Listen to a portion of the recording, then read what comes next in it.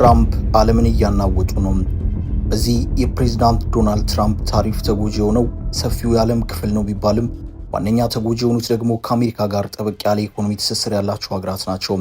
አውሮፓ ህብረት፣ ቻይና፣ ጃፓን፣ ደቡብ ኮሪያ፣ ቬትናም፣ ካናዳና የመሳሰሉት ሀገራት ዋነኝነት የሚጠቀሱ ናቸው። ከሁሉም በላይ በብዙ አቅጣጫ ተጋላጭ ሆኖ የታየው ግን አውሮፓ ነው። የአውሮፓ ህብረት በትራምፕ የተጫነበትን ታሪፍ ተከትሎ ከትራምፕ ጋር ለመደራደር ጥያቄን ቢያቀርብም አርፋችሁ ተቀመጡ፣ አሁን የተጣለውን ታሪፍ ማንሳት ይቀርና እንደውም ላለፉ የንግድ በደላችሁ ሳይቀር በካሽ ጭምር ካሳን መክፈል ይጠበቅባችኋል ሲሉ ትራምፕ ኤርፎርስ ዋን አውሮፕላን ላይ ሆኖ በሰጡት ማብራሪያ አስታውቀዋል። የአውሮፓ ህብረት በበኩሉ እንዲህ ከሆነማ እኔም የበቀል ታሪፍን እጥላለሁ በማለት ዝተዋል። በዚህ የሚበል በዚያ ግን በትራምፕ ወደ ስልጣን መምጣት እንደ አውሮፓ የተጋለጠ የለም። አውሮፓ ከኢኮኖሚው እስከ ወታደራዊ ደህንነቱ ሙሉ በሙሉ አሜሪካ ላይ በመጣል ከግማሽ ክፍለ ዘመን በላይ ሲያንቀላፋ እንደቆየ የትራምፕ ወደ ስልጣን መምጣት ቁልጭ አድርጎ አሳይቷል። ደህንነቱን በአሜሪካ መራሹ ኔቶ ላይ፣ ኢኮኖሚውንም ቢሆን በአሜሪካ ካፒታሊዝም ላይ መስርቶ የገበያ መዳረሻውንም የአሜሪካንን ገበያ በማድረግ ለዓመታት ቆይቷል። ይህ ሲሆን ምን ሊከተል ይችላል? ድንገት አሜሪካ ሸርተት ብትልስ የሚለው ነገር የታሰበው አሁን ትራምፕ ወደ ስልጣን መጥተው የጥገኝነት የምቾት ትራሱን ሲያነሱት ነው። ለዓመታት በአሜሪካ መሪዎችና ፕሬዝዳንታዊ አስተዳደሮች አጋራችን በሚል ሲገለጽ የነበረው አውሮፓ አሁን ከባድ መጋለጥ ውስጥ ገብቷል። አውሮፓ የአሜሪካ አጋር ሆኖ አሜሪካ በአንድ ሀገር ላይ ማዕቀብ ስትጥል አብሮ ተባብሮ ሲጥል፣ አፍጋኒስታን እንዝመት ስትለው አብሮ ሲዘምት፣ ሩሲያን ካለም ለመነጠል ሁሉንም አቅማችንን እንጠቀም ስትለው ሐሳቧን ሁሉ በሽታ ሲቀበል ቆይቷል። የአሜሪካንን ሐሳብ በተመለከተ አውሮፓ ከሽታ ውጪ ሌላ ሐሳብ አልነበረውም። የአውሮፓ ሀገራት በተለይ ደግሞ የአውሮፓ ህብረት በሚል በአንድ ጥላ ስር ከተጠቃለሉ በኋላ አሜሪካ ህብረቱን እንደፈለገች ለማሽከርከር ምቹ ሁኔታን ፈጥሮላታል። እናም የአውሮፓ ህብረትና የአሜሪካ ሐሳቦች አንድ ላይና መሳ ለመሳ ሲሄዱ ቆይተዋል። የአንዱ ውሳኔ የሌላኛው ግልባጭ ሆኖ ሲያገለግልም ቆይተዋል። ሆኖም አሁን ደግሞ ታሪኩ ሌላ ሆነ። ፕሬዝዳንት ዶናልድ ትራምፕ ወደ ስልጣን መጡ። ፕሬዝዳንቱም እኔ አሁን የሚመለከተኝ አጋር የሚባለው ሳይሆን ቅድሚያ አሜሪካ ፍርስት የሚለው ነው ሲሉ አስታወቁም። ቅድሚያ አሜሪካ የሚለው መፈክር ደግሞ እንዲሁ አየር ላይ የሚሰማ ባዶ ነገር ሳይሆን በተግባር መገለጽም ነበረበትም። በትራምፕ አተያይና ውሳኔ መሰረት አሜሪካ ፍርስት የሚለው ሐሳብ በኢኮኖሚ የሚገለጽ ነውም ተባለ። የአሜሪካ ኤክስፐርቶችና የገበያ መዳረሻዎች ተፈተሹ።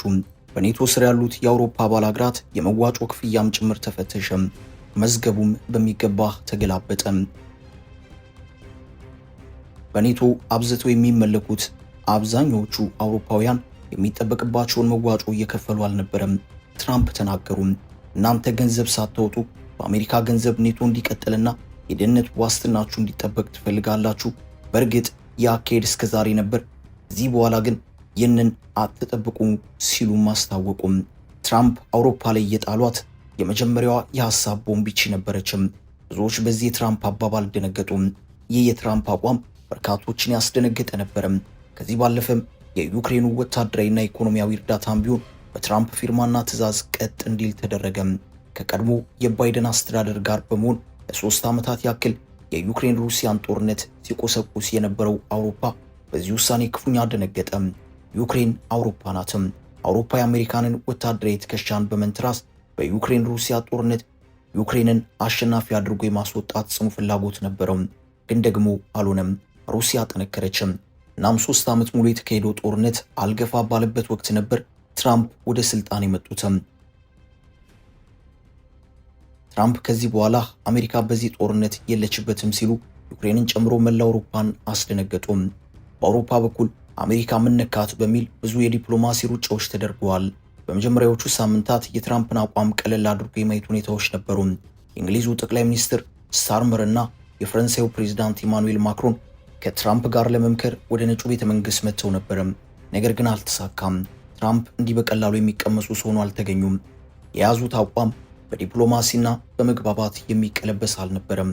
ትራምፕ አሜሪካ ከዩክሬን ሩሲያ ጦርነት የወጣች መሆኑን ሲያበስሩ አውሮፓ ተራወጠም። በሩሲያ የወረራ ስጋት ውስጥ ነን፣ በመከላከያው ዘርፍ ራሳችንን ከአሜሪካ ጥገኝነት ማላቀቅ አለብን በሚል ብራስልስ ላይ ጥብቅ ስብሰባን አካሄደም። በዚህም ስብሰባ ላይ ሁለት ወሳኝ ውሳኔዎች ተላለፉ። አንደኛው አሜሪካ የሩሲያ ዩክሬንን ጦርነት ባታስቀጥለው እንኳን በሩሲያና ፑቲን መሸነፍ ስለሌለብን ዩክሬን እስክታሸንፍ ድረስ ጦርነቱን እንቀጥልበታለን የሚል ሲሆን፣ ሌላኛው ደግሞ የአውሮፓን የጋራ መከላከያ በጀት በከፍተኛ ደረጃ እናሳድጋለን፣ ራሳችንንም ከጥገኝነት ነፃ እናውጣለን የሚል ነበረም።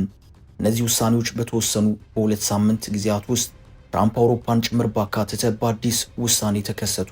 እሱም የአውሮፓ ሀገራትን ጭምር ያካተተው ታሪፍ ነበረም። አውሮፓ ህብረት የ7 የአውሮፓ ሀገራት ስብስብ ነው። የህብረቱ አባል ሀገራት የ25 በመቶ የአሜሪካ ታሪፍ ጥሎባቸዋል። አውሮፓ የአሜሪካ ጥብቅ አጋር ነው የሚለው የቆየ አባባል በዚህ ታሪፍና በሌሎች የትራምፕ ውሳኔዎች ቀሪ ተደርጓል።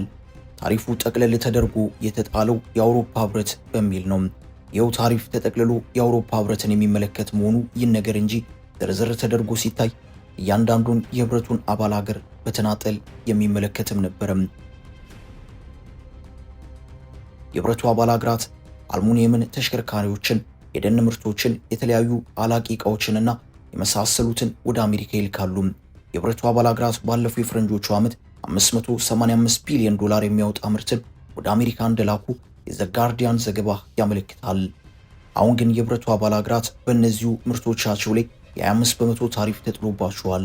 ይህንኑ ታሪፍ ተከትሎ በአውሮፓ የሚገኙ የአክሲዮን ገበያዎች ወርደዋል። የአውሮፓ አምራቾች ምርቶቻችንን የት እንላክ እያሉም ይገኛሉ። በዚህ የትራምፕ ውሳኔ አውሮፓ በአሜሪካ የኤክስፖርት ገበያ መዳረሻ ላይ የተንጠለጠለ መሆኑን በሚገባ ቁልጭ አድርጎ አሳይቷል። አሁን ከባዱ ፈተና የመጣው ይኸው የቀድሞ የትራምፕ ታሪፍ ይፋ ከመሆኑ በፊት ለጋራ መከላከያ ከፍተኛ ገንዘብ እናዋጣለን በሚል ቤልጂየም ብራስልስ ላይ የተወሰነው የአውሮፓ ሀገራት የጋራ መከላከያ ውሳኔ አደጋ ላይ የመውደቁ ጉዳይ ነው።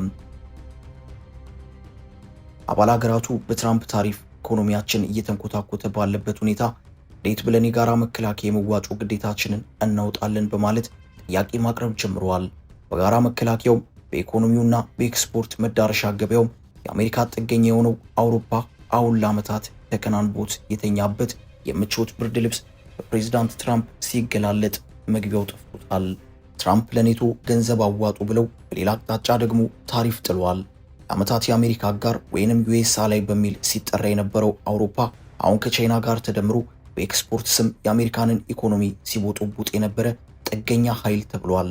አሁን አውሮፓን ከባድ ፈተና ውስጥ የከተተው የኤክስፖርት መዳረሻ አገራቱን ከማስፋት ይልቅ አብዛኛውን የኤክስፖርት ገበያውን አሜሪካ ላይ ማድረጉ ነው።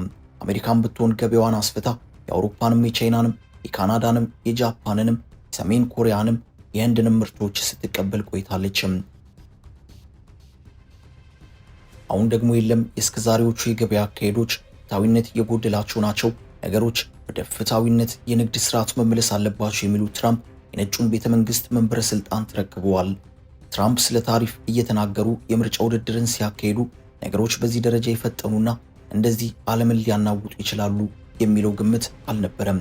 ቢኖርም አናሳ ነው። እናም መዘናጋቱና ነገሮችን ቀለል አድርጎ የማየቱ ጉዳይ ከመነሻውም ነበረም። በመጀመሪያ ደረጃ ፕሬዝዳንት ትራምፕ የነቀነቁት ምሰሶ የግማሽ ክፍለ ዘመኑን የንግድ ስርዓት ነው። ከሁለተኛው የዓለም ጦርነት በኋላ የዓለም የንግድ ስርዓት ሲመራበት የነበረው አካሄድ የንግድ ስርዓቱ በገበያ ይመራ፣ በገበያው ውስጥ ማንም ጣልቃ ይግባ፣ ዳኛው ራሱ ገበያው ይሁን፣ የገበያውን ውሳኔ እንቀበል የሚል ነበረም። ይህንን ሐሳብ አርቅቃና አዘጋጅታ ስትመራበት የቆየችው ደግሞ ራሱ አሜሪካ ነበረችም። በነፃ ገበያ ውስጥ የአንድ ሀገር ምርት ወደ ሌላ ሀገር እንዳይገባ እንቅፋትን መፍጠር፣ ከገበያው ውጪ ታሪፍን በመሳሰሉ ተግባራት ጣልቃ ገብነቶችን ማካሄድ አይቻልም። ይሄ የንግድ መርህ የእስያ ሀገራት በኢኮኖሚ እድገት እያደጉና እየተመነደጉ እስከሚሄዱ ሰርቷል። ሆኖም ቻይና፣ ጃፓን፣ ደቡብ ኮሪያ፣ ታይላንድ፣ ሲንጋፖር የመሳሰሉት ሀገራት በምርቶቻቸው ዓለምን መቆጣጠር ሲጀምሩ ግን የንግድ ስርዓቱ ወደ እነዚሁ ሀገራት ያደላ ሆኗል። የሩቅ ምስራቅ ሀገራት በምርቶቻቸው የዓለምን ገበያ ሲቆጣጠሩ አውሮፓና አሜሪካ የምርት ተቀባይ መሆን ግድ አለው። አሜሪካ ባዘጋጀችው የንግድ የጨዋታ ህግ የቻይና ኢኮኖሚ ከአጣ የነጣ የደህንነት ወለል ተነስቶ በዓለም ሁለተኛ ደረጃ ላይ የሚቀመጥ ኢኮኖሚ መሆን ቻለ። በዚህ ወቅት ነበር የቀድሞውን ገበያው ይዳኝን የሚለው የነፃ ገበያ ምሰሶ መጠየቅ የጀመረው። በአሜሪካ በኩል ይህንን ጥያቄ ለማንሳት ግን ትራምፕ ፕሬዝዳንት መሆን ነበረባቸው። ትራምፕ በመጀመሪያው ዙር የፕሬዝዳንትነት ዘመናቸው ተመሳሳይ የንግድ ጦርነትን አንስተው ነበርም። እንዳሁኑ አድማሱ የሰፋና ዓለምን ያናወጠ ግን አልነበረም። ይህ ብቻ ሳይሆን የአሁኑ የትራምፕ የታሪፍ መጫን አካሄድ በእጅጉ የፈጠነ ሆኖ ታይቷል። ትራምፕ ከ4 ዓመት በኋላ ጊዜ እንደሌላቸው አውቀዋል። በአሜሪካ ሕገ መንግሥት መሠረት አንድ ፕሬዝዳንት ከ8 ዓመታት ወይንም ከ2 ጊዜ የምርጫ ዘመን በላይ መቀጠል አይችልም። ትራምፕ አንድ ጊዜ ተመርጠው አሜሪካንን ለ4 ዓመታት ያክል መርተዋል። መሃል ላይ በባይደን ተሸንፈው ለ4 ዓመታት ከስልጣን ውጪ ቢሆኑ አሁን ደግሞ ተመልሰው መጥተዋል። በአገሪቱ ሕገ መንግሥት መሠረት ይህንኛው የመጨረሻው ስልጣን ዘመናቸው ነው። እናም ፕሬዝዳንቱ እያንዳንዷን ሰከንድና ደቂቃ ሁሉ ሳያባክኑ አንጠፍጥፈው መጠቀምን የፈለጉ ሆነው ይታያሉ። በቻሉት አቅም ሁሉ እየፈጠኑ ነው። እዚያም ይመስላል በተመረጡ መንፈቅ ባልሞላ ጊዜ ውስጥ በፍጥነት ወደ ተግባራዊ እርምጃዎቻቸው እየገቡ የሚገኙትም። አሁን የአውሮፓ ህብረት በአሜሪካ ላይ እኔም ለትራምፕ እርምጃ ምላሽ የሚሆን ታሪፍ መጣል አለብኝ እያለም ይገኛል። ይህም 28 ቢሊዮን ዶላር በሚያወጣ የአሜሪካ ምርቶች ላይ ለመጣል የታሰበ የህብረቱ ታሪፍ መሆኑን የሮይተርስ ዘገባ አመላክቷል። አበቃን። ሰናይ ጊዜን ተመኘን።